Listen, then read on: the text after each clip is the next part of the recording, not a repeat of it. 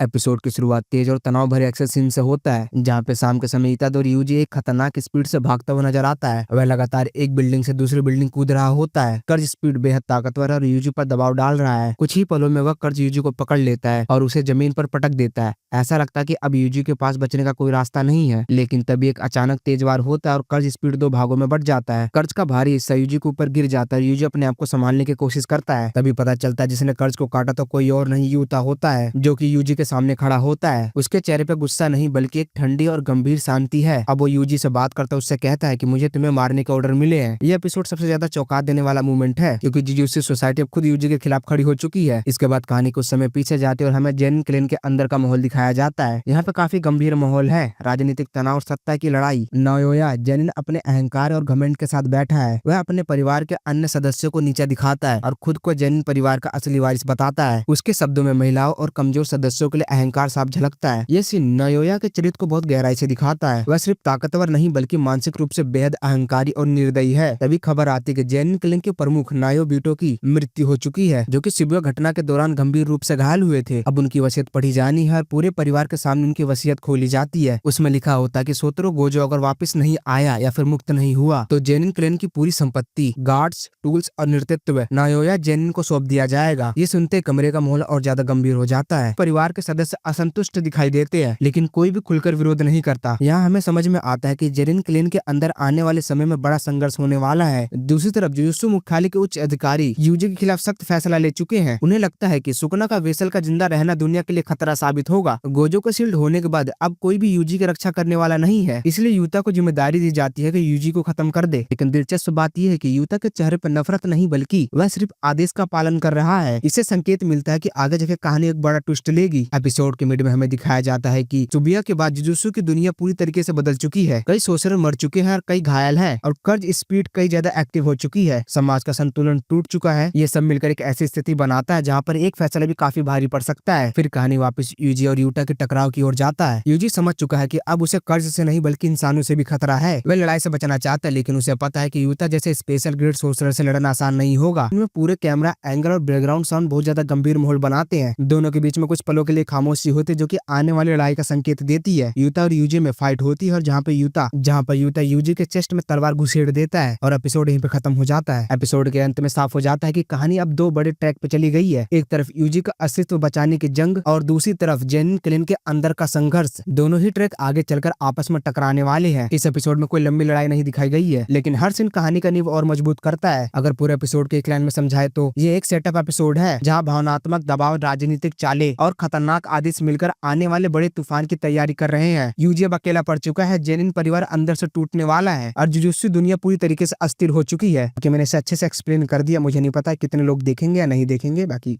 ठीक है।